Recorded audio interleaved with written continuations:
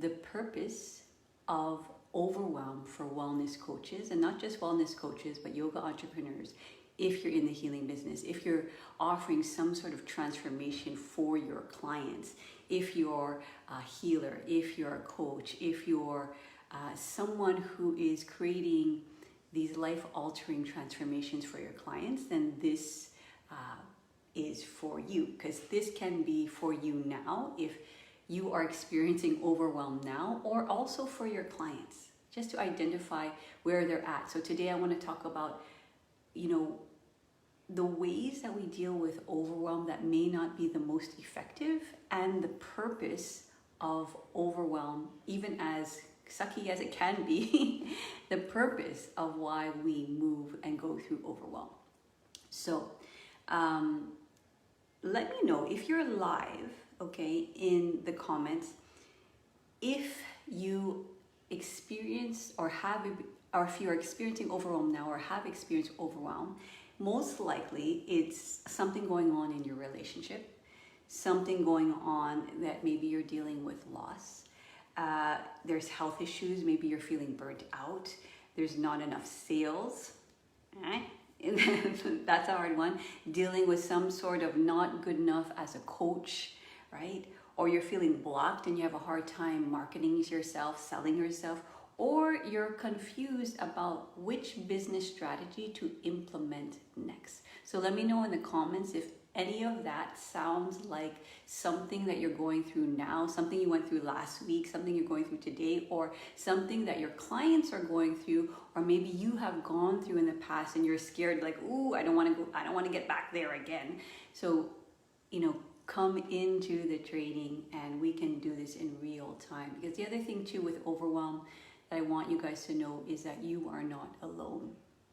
Pretty much all of our clients come to us at this point when they're feeling completely burnt out, completely overwhelmed. And I don't know of any human being on this planet, the 7 billion of us on this planet, who don't go through this human experience. So, just let your shoulders down and let yourself know that this is actually a natural human experience that can serve a purpose if you start to learn, well, what the heck is the purpose?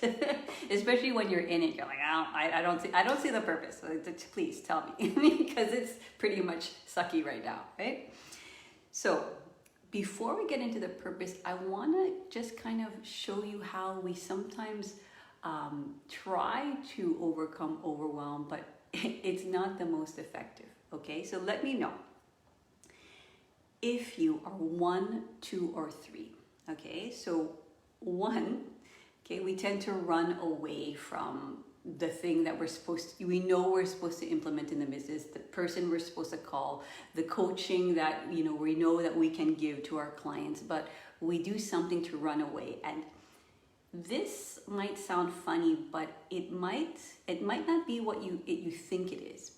Running away is basically doing something physical to get out of the business strategy you need to implement. So it can be really simple, like, I think I'm gonna go do my hair. I think I'm gonna, maybe go to the gym. I'm gonna go for lunch with my friend. That will really help me, because human beings will avoid pain even with pleasurable activities. Okay, so human beings will avoid pain instinctually, so it's our human nature, even with pleasurable activities. Okay, and so let me get crystal clear here. I'm not saying not to do pleasurable activities, but what I am saying is sometimes we may need to rejig, the order in which we do our pleasurable activities to make it more effective, so that the overwhelm doesn't, pile on. Okay, so again, the way it looks like is, you go to the gym, you go do your hair, you go for lunch with a friend thinking, okay, let me just soothe myself. But where the problem is if we spend like the whole day doing that, and then we get home and we're like, okay, now I'm gonna do my work. But what happens? Hey, Gabriel, so nice to see you. So thank you, Gabriel, for your support. It's so nice to always see people in our community come on. So what happens is that sometimes we spend the whole day doing these things, and by the time we get in front of what we need to do, we don't have the space, we don't have the energy, we don't have the bandwidth, the creative bandwidth to actually put our, the effort our business deserves, right?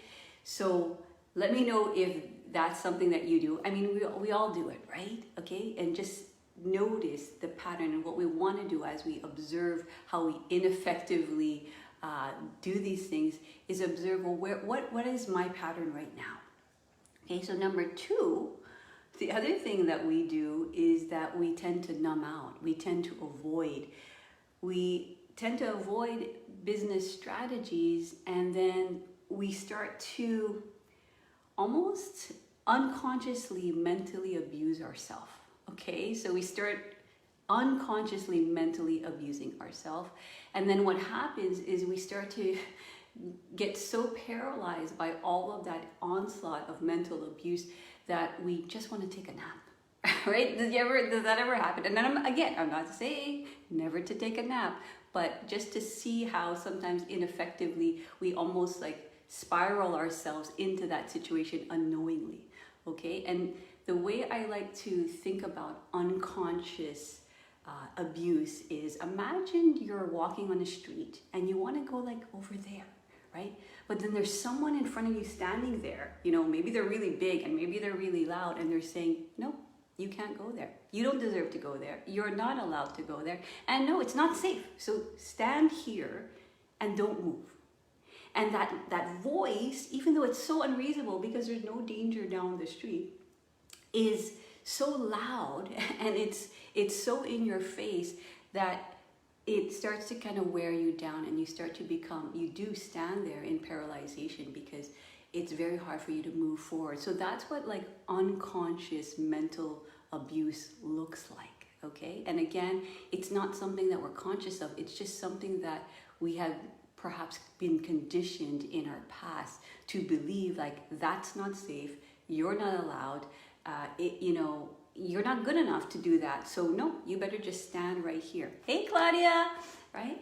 So let me know if that ever happens where you feel paralyzed, and maybe you did the number one where you're like, okay, I'm gonna feel good, I'm gonna do my thing, I'm gonna like take care of myself, but then you run out of steam by the time you actually get to what you need to do. And then all of a sudden you go into this mental abuse of like, oh my God, I have you have all of these goals, but you're like, oh, I can't, all of these things that happen in your mind. I'm such an idiot. Oh, I'm so lazy. Oh God, I don't know what I'm doing. She knows what she's doing, blah, blah. And then it becomes this like overwhelmingly onslaught of like mental abuse that we unconsciously are just taking in, right? So that's number two. And then number three, what happens is we go and we go into this fight mode. So sometimes you ever do where it's like, I'm gonna do this thing no matter what, and I'm gonna like burn the midnight oil, I'm gonna do this thing, I'm gonna implement this strategy, and you're like in this fight mode.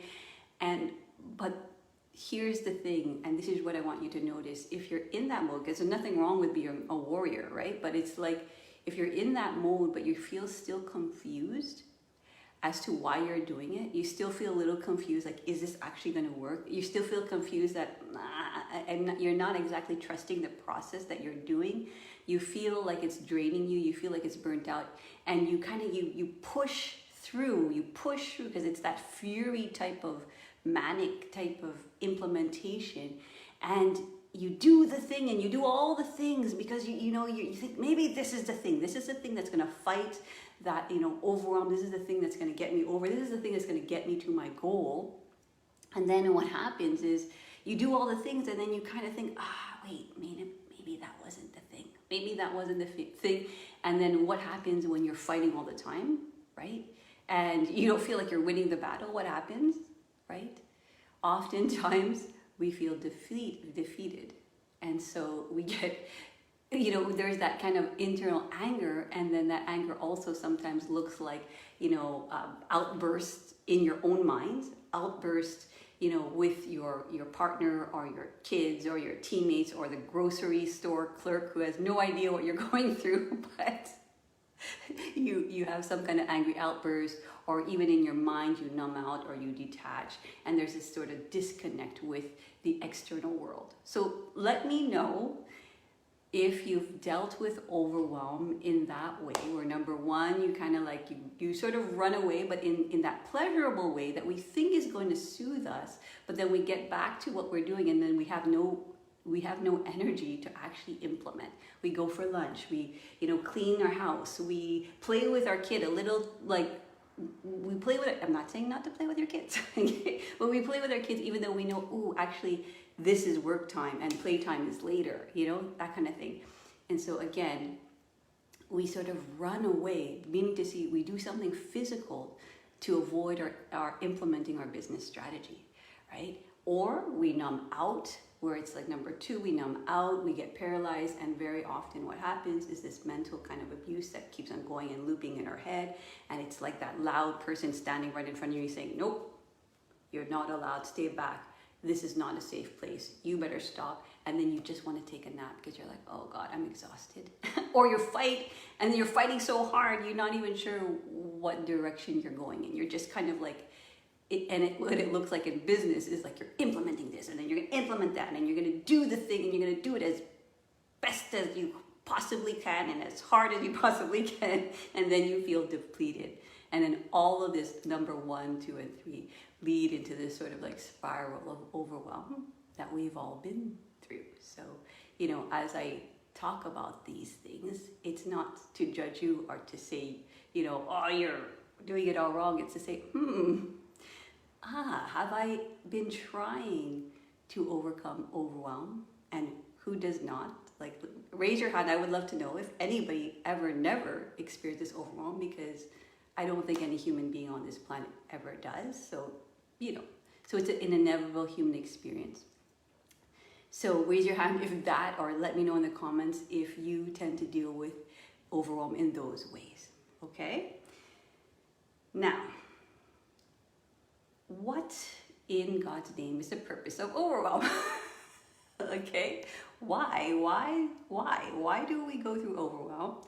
And again, I don't see the comments. I don't know if you guys are writing anything in, and if you are, type me something in. I'm going to see if you guys are. Oh yes, okay. I see one comment here. Okay, I see Claudia, and I see Gabriel, and I see someone else. So why in God's name do we have overwhelm? Okay.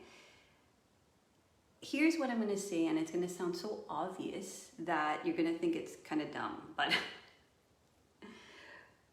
when you start experiencing overwhelm, what happens is that your body, your mind, and your energies it commands your attention, and it shows you point blank in an obvious, not in a way that you enjoy, what you don't want. Okay? So when we're in overwhelm, one of the purposes is to show you what you don't want. And I know you're like, okay, that's kind of obvious, Jamie.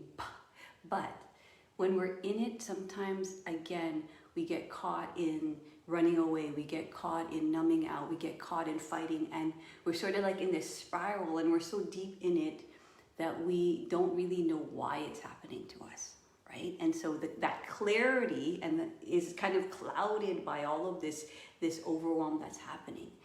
So the beauty of overwhelm is that you cannot ignore when you are in crisis. And there's kind of like this scale, we kind of go like from 1 to 10, where sometimes maybe we're a bit overwhelmed, to 2 to 3 to 4 to 10, to like off the scales crisis mode, okay? And then we maybe come back to the middle, and then sometimes we go into the bliss where we're like, oh, we're feeling kind of good, we're in the middle, and then we're like in this bliss, and it's like that dualistic experience, and we don't necessarily understand how to ride that wave. So let me just give you an example, okay? So one of our clients, she came to me and she was completely exhausted, completely burnt out. She was saying like she's staying up all night doing her work, where she was doing copywriting, she was doing editing, she was doing branding, she was doing logo making. She was also working for her family in a store, a family business. And so how that showed up in her health is, well, first of all, she was suffering from anxiety and insomnia.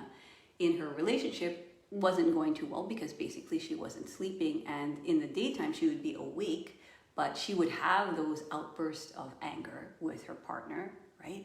She would feel very guilty talking to her daughter because her daughter she would have to tell her, well, mommy has to work, right?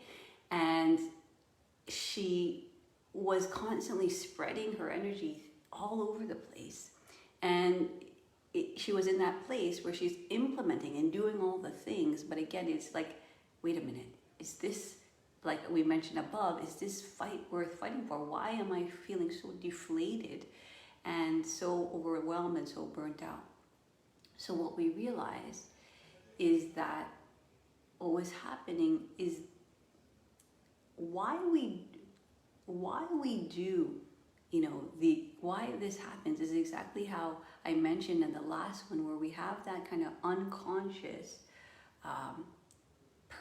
that unconscious being in front of us saying, no, you can't do that. You're not. You want to go there, but you're not allowed. You don't have permission. It's not safe there, so don't go there, right?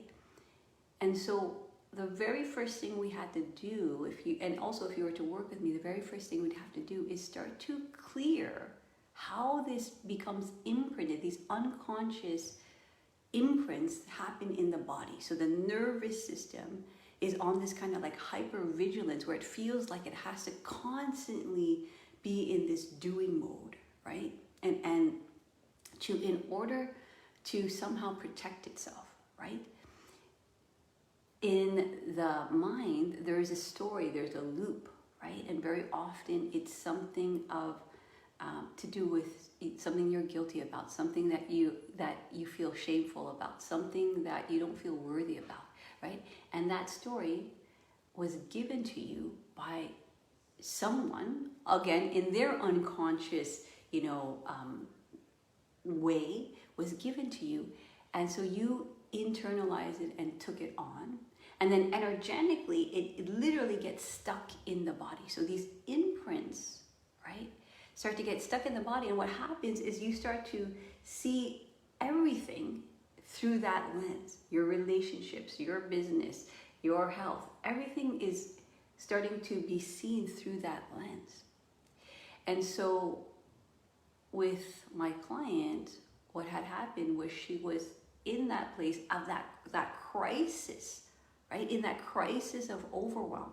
But what it did was it pushed her so close to what she didn't want, right? It's like, okay, you can't ignore this. I don't want this in the body. I don't want to feel like have insomnia. I don't want this in my relationship. I don't be like always yelling at my kid because I have work to do. And I don't want this in my health, where it's like I feel literally like a zombie, and I can't, do the basic things like cook lunch, bring my kid to school, all of these things. So it was so it commanded her attention to say, hey, is this what you want? And it's like painful, and you're like, no, right? So that resistance, that overwhelm is here, and especially right in that crisis mode, if we continue to ignore the little signs, right, that the body's telling us, the little signs that the mind may be kind of speaking to us in a way that we not even ignore, but we're not conscious of it, right? And feel that energetic imprint, then it's going to continue. Life will continue to show it to you until it's blindingly obvious that your body, your mind, and your energy are commanded by the overwhelm. Okay, does that sound familiar? Where you're drowning in it. You're in this spiral, and you're like, okay. You start to question, is this what I want, right? So what it does is it starts to push you towards your deeper truth. Because what happens is it starts to almost put you in a scenario where you need to face the deeper wounds that are showing up externally in your health, in your relationships, in your business. Let me know if this is making sense, okay? So all of a sudden, the breakdown, the purpose of the being so overwhelmed that you're like down to your knees, okay? Anyone, right? You're on your knees, like praying for an answer, right? And so it causes you to face the deeper wounds that will constantly show themselves, right? In what looks like something chronic, a chronic emotion, a chronic physical pattern, a chronic pattern that if you see something chronically happening over and over and over again, right? It's going to show up that way because it's starting to direct you to a deeper core wound that was buried so deep that your conscious mind is not necessarily conscious that it is running the show. Okay? Does this make sense? And so what it does is it commands us to kind of go to that place, right?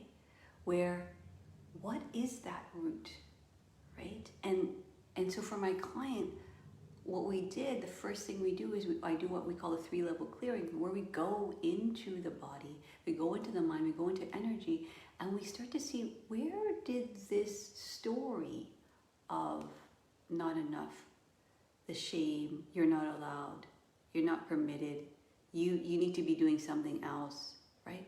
Where did that core wound imprint in your life? Because that really is the lever to unlocking everything else. Because the thing is, when we're in business, especially when we're implementing business strategies, there's so much choice, right? And it becomes overwhelming because we're like, well, what about this strategy? And what about that strategy? And she looks like she knows what she's doing. And you start on that doing all the things. But if we don't pull on this lever, we don't pull on the core wound that is literally the lens of perception that your body, your nervous system, okay, doesn't feel safe. It needs to protect itself. It needs to fight, flight, or freeze. Those are the 3 examples I gave that don't look like necessarily stress responses, but they are. Going out and I know like this seems like a oxymoron, but going out to the gym sometimes is you running away. Right? I know I've done that. I could spend days and days in the gym just doing yoga and being bliss. But at one point I had to realize, I actually have to work on my business because I can't spend all day in the maintenance of my state of being. And that's the thing that's going to happen. We're going to stay in this maintenance of our state of being. So if all of you on this call probably have your own spiritual practice, right? And maybe it's meditation, maybe it's breathing, maybe it's yoga, maybe it's biking, maybe it's karate, maybe it's something. And that is a maintenance. But that maintenance, if we don't give room to let ourselves, and those are all kind of preparation places to help us continue to get in touch with, well, what's that deeper wound? And so when you're in movement and when you're in those spiritual practices that you practice, you may notice emotions start to arise. So if you were to work with me, what we do is we look at what is a deeper core wound, right? That is the thing that is affecting everything. So I have another client who she like literally took 6 different, online marketing courses and paid a premium for all of these courses, coaching, and she still couldn't figure out. She even had her own successful business, and she couldn't figure out, well, why, I don't get it. Well, I'm implementing the thing, but still yet I feel like every time I do it, I'm confused, I'm doubtful. I do the thing and then I kind of question myself, well, why am I doing it? I do the thing, or in my family relationships, like every time I'm interacting with my kids, I'm always questioning whether I'm giving them the right advice or parenting advice, right? And what happened is the way her chronic emotion showed up, so this is what I want to ask you guys, is there a chronic emotion that comes up every time you're there to implement your business? Okay, just as something that you want to look at. And so for my client, what it was in that moment, she realized it's this doubt, this feeling of doubt. And so what most of us do is, okay, doubt, okay, so then I'm gonna motivate myself so I'm not doubt. I'm great, I'm the best. I'm gonna, and you affirm, who you are. And the thing is, that is partially effective, but again, if we don't get to that core wound, right? And so for my client Nancy, that core wound continually showed up even after all of the programs that she took. She had all the knowledge, she knew what she was doing, but for some reason there was always this doubt, like this start, this stop. And so we started to realize that when she was younger, right, she had a situation where in her life where her parents were constantly in battle, and then they sort of would punish her for going towards mom or going towards dad. And so even though she was making the right decision from her pure self, she would always have this feeling of confusion. And you stop to think and you think, well, what the heck does that have to do with business? Well, it has to do with everything. And that's what I start to realize as in my own life and as we start to work with our clients, that there's always a core wound that somehow imprints in your experience. And then it shows up as the things that we mentioned above, where, it shows up in our health. It shows up in our relationship. It shows up in our business. We feel like we don't know how to sell ourselves. We don't know how to market ourselves. It shows up in implementing business strategies, but you're still confused. You don't know, if this is the right path to go on. And so those symptoms will continue to reoccur, and they look like something external, that's something that's happening outside. But really, there's someone, that has conditioned you from that place of standing, right? That place where it's like, okay, I want to go there, standing and saying, no, you're not allowed. You're not allowed. You're not good enough. Is that some kind of story, right? And it's not safe there. And so to go back to with my client who was doing all of the things, and she was doing the graphic design, she was doing the logo making, doing the editing, what we started to realize is after clearing the mind, the body, and the energy, after getting grounded in the body, taking care of the nervous system, after learning how to process emotion as they come, after clearing the mind so that her true calling, remember I talked about the true calling, was starting to come through, what she really wanted, because it was very obvious what she didn't want, then the true calling can start to come in. Because when you kind of go into that crisis mode, you realize everything you don't want, and then you eventually have to move to a place, or hopefully you start to ask yourself, well, what do I want? Because sometimes you're doing all of this implementation and you actually don't even know where you're going, right? Or it's been buried in that calling that deep down inside is there, but it's been buried so far down because of all of the, internal conditioning that is happening and imprint in the body and the mind and the energy, right? And so what happens after 4 weeks of working together, we started doing all of these things, and it started to become crystal clear that for her zone of genius, her unique ability, her true calling was as a figurative artist. This is something she's been doing for decades, and she's been, on different boards and panels. So she's an expert in this field. She's given classes. So this is her field of expertise, and this is her zone of genius. This is what she loves. And this is also how she gets paid. But because of all of those unconscious blocks that were happening, it sort of made her go into that fight mode of just doing all of these things without never really realizing, oh, I'm doing all of these things and I'm making those things conditional, and then when I finally do all of those things, then I will finally go and work on my dream.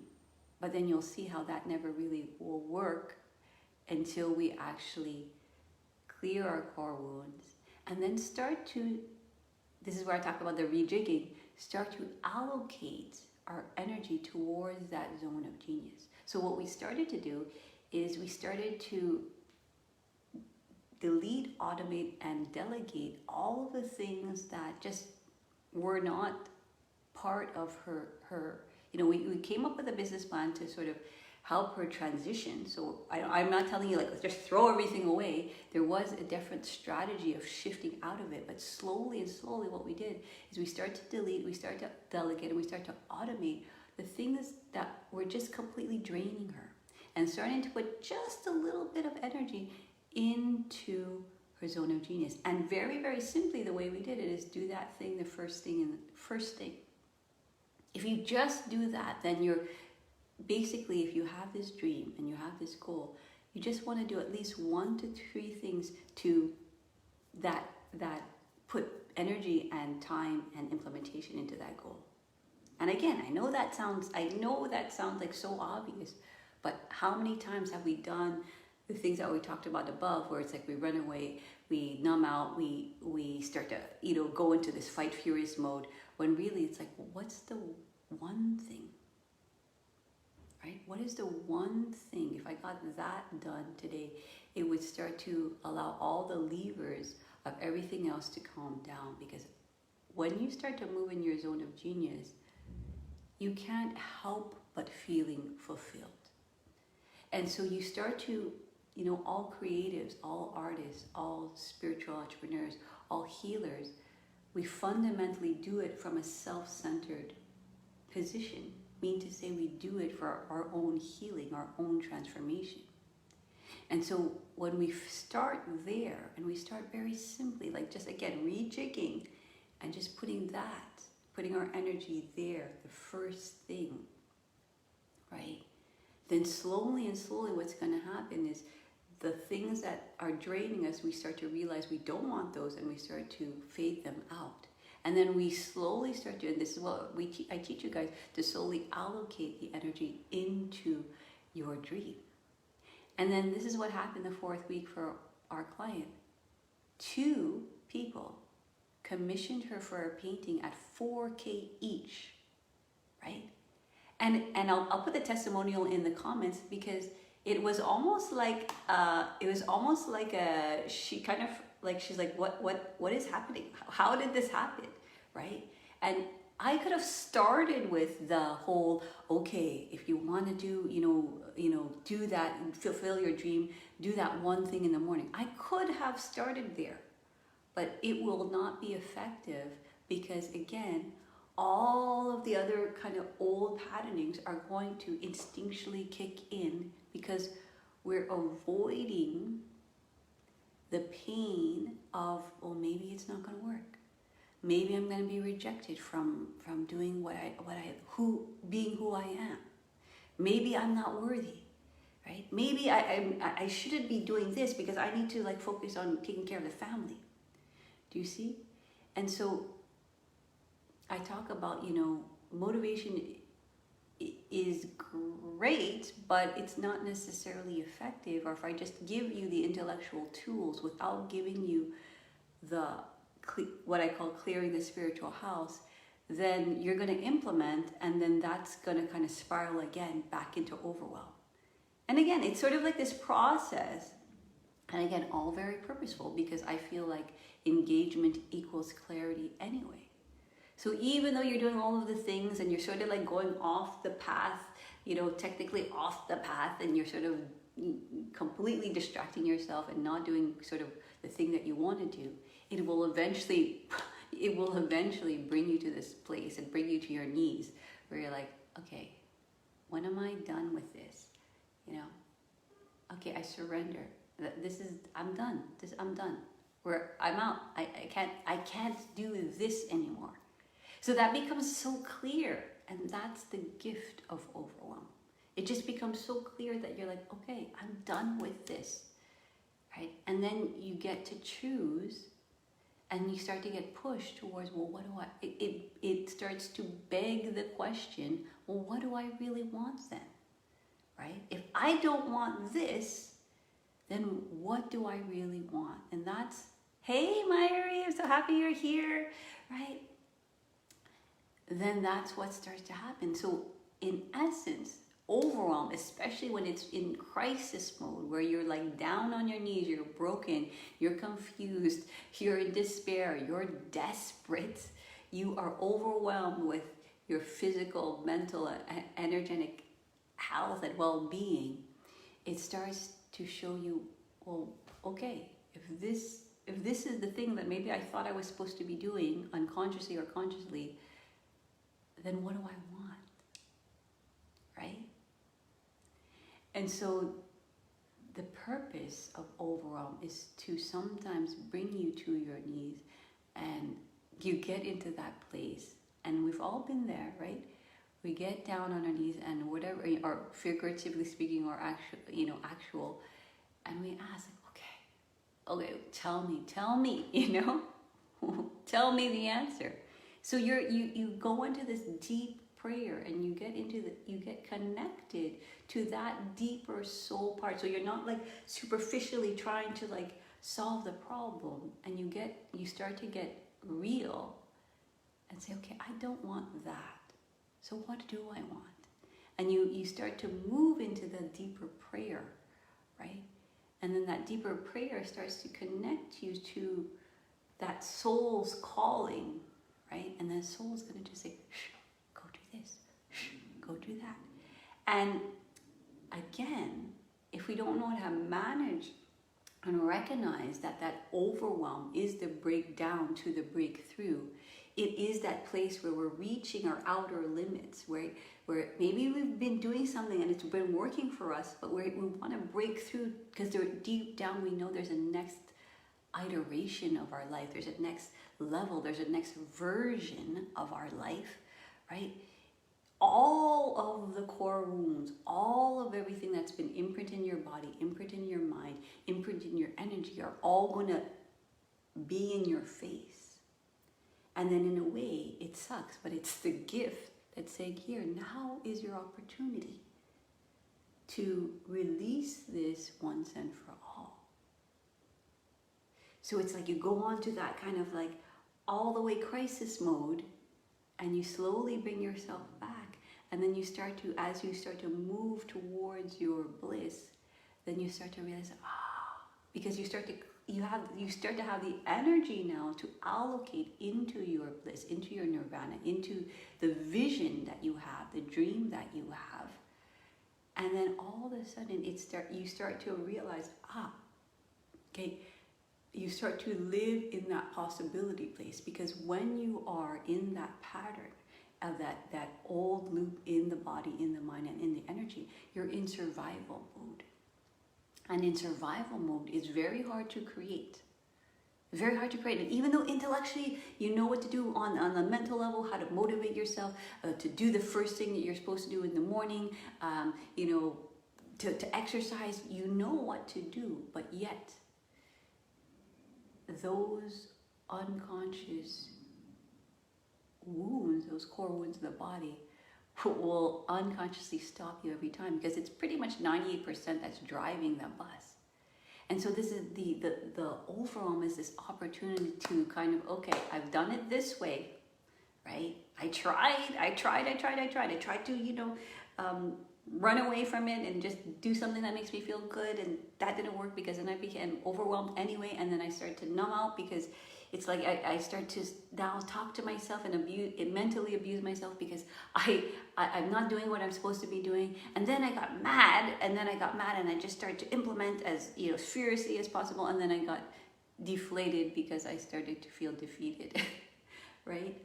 And so then that kind of cycle keeps on going, and it's what I call a healing loop, where we're continuing to go into that pattern, and we try something, on a business level, and we try something on a spiritual level to manage that thing. But what we don't realize is, oh, wait a minute, as this overwhelm is coming to my life, you can start to receive it as, ooh, now I'm in this place of transition where my soul and my life is asking me, do you want this? Or do you really, or you want this thing that you know in your heart? That thing that compels you. You can't stop even if you tried. Because, we've all been there too, where we have our soul's calling and we just sort of, well, maybe I'll just do accounting. Maybe I'll just do this. Maybe I'll do something like this practical thing. But it compels you, and you can't help but move towards that thing, even if you tried. Let me know in the comments if any of you have that calling where it's like, even if I wanted to let go of this dream, I couldn't, because there's something so deep inside of me that is compelling me that I will go to that place of almost being broke. I will go to that place where I may need to sever some relationships. I may go to that place where, okay, I burn myself out and realize, okay, I want this, but maybe not in this way, okay? So let me know, what is your biggest takeaways now from, after listening to this? I want to know, if any of this has been resonating with you. And let me just recap, basically what we talked about. And the very first thing we talked about is all of us, all human beings experience overwhelm. So it's a human experience. So in some ways, we can't avoid it. It's not going to go away. It's not felt by even the most successful people you see out there. They don't have it all figured out, right? What they've done is they've gone through the overwhelm process, and then they start to realize how to effectively move through it in a way that it actually starts to harness that power of overwhelm, and so you start to see, this is me trying to break free of an old version of myself, right? And so we start to realize the running away from it doesn't work, the numbing out doesn't work. We start to realize the fighting of it doesn't work. And again, it's not like we consciously choose to do those things, but it's just our instinctual human pattern to avoid pain, right? And then we start to realize that, the actual purpose of overwhelm is because all of this commands our body, commands our mind, commands our energy, because we live as human beings in a body. We live in our mind. We live in our energy. And it starts to command that. And so it grips your attention so strongly that you cannot ignore it. Okay? Let me just see. Claudia is saying, I feel compelled to create my dream life. That's it. And I feel overwhelmed and in the process in learning how to break free from the old version of me, right? So this is your opportunity. This is the gift in disguise, right? Where it looks like it's a package and you're like, I did not want that package. No. I do not want to go down that tunnel. It looks scary. It's dangerous. I don't think I'm allowed to go there. And then you start to walk towards in there and you're like, oh my God. And you start to, and then imagine, you continue to walk and you start to learn, all right,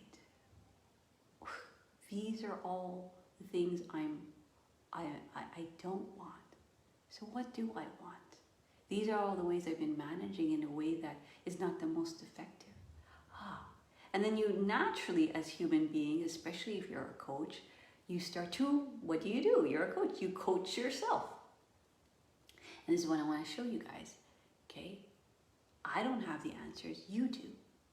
So as you move yourself through your crisis, through your overwhelm, I mean, of course, I'm also going to guide you in a way that I can. And your coaches will always help you with that. But in necessity, what is the word? Necessity breeds creativity. In those moments where you're in that high crisis mode, where your body, your mind, and your energy can't take it anymore, you are commanded to find the answer, right? Because if we're sort of like in between and we're sort of like somewhat uncomfortable, as human beings, if we're not kind of pushed to that point of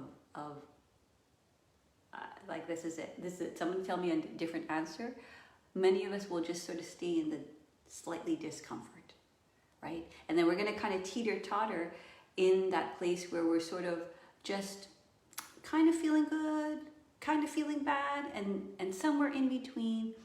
And then eventually that will push us to that crisis mode because we keep on ignoring it. We keep on ignoring it, and we keep on ignoring it, and we keep on going into those old patternings that don't work. And then what we realize, oh my God. And think, just let me know in the comments if there has been moments in your life, and I talked about this actually in when I wrote the description to this workshop, where 20 years ago, or even more than 20 years ago, I decided to leave the big city of Toronto and come to my hometown and teach yoga and meditation full time. And so I was on the hustle. I was going from class to class, hustling like we kind of do when we start out anything, right? And I was in a mall, and I saw food on tables, like leftover food, and in my mind I thought, oh wow, I would eat that food if no one was watching. And then I hustled and I went to my next class. But here's a crazy thing, when I think back on that moment, I didn't even question whether I was on the right path or not. Like that moment, even if I was in survival mode, I didn't even question whether I was on the right path. The thing I did question is, I'm on the right path. I'm compelled. There's something compelling me. Like I can't stop even if I tried. And there is something so fulfilling about offering these life transformational opportunities for other human beings and myself. So my question is like, I want to do this, but how can I do it in a way that nourishes me? And that's what the overwhelm will do, where it's like, how can I do this in a way now that it's actually going to feed my soul? Because my soul's not going to stop anyway, right? It's just not. And if you're anything like me, and if you're on your soul's path, that is one clear sign. It's like, even if you sort of said, okay, I wish I just got a 9-to-5 job and all of my problems would be over. And then you're like, nah, I can't. I just can't, right? And so you try everything, right? And so then you start to question, well, what? And you start to get really clear. What do I want? What do I really want? So you spend all this time in what you want, but not in the way you want it. And then you start to get clear. Okay, it's clear that thing that's compelling me is not going to let me stop. So I may as well do it in a way that I'm nourished, in a way that I get paid, right? So just like our client who got paid $4,000 for her, commissioned her paintings, like for her, it was just unfathomable to think that was an actual possibility until we did that work, until we did the work of clearing, right? Clearing her body, clearing her mind, clearing her energy. And let me tell you, it's not something that we just do and it magically all of a sudden you're, all the way into your nirvana. No, it's like you start to see that possibility and you start to live there. And of course, because it's a pattern that's been deeply rooted in us, we might, in modes of crisis, modes of overwhelm, when things are going, off with our health, when we may be experiencing loss, when there's, financial stress, when, we're low on, our energy, low on emotions, low on our cash flow, all of these things will start to feel so overwhelmingly stressful, right? And again, it's going to make you question, well, what do I want? It's going to beg the question, what do I want? So it's going to beg you to get clarity and move you closer to where you want to go, right? What you really want, because what I really want is compelling me anyway. So how do I do this in a way that I get paid well, I get nourished, right?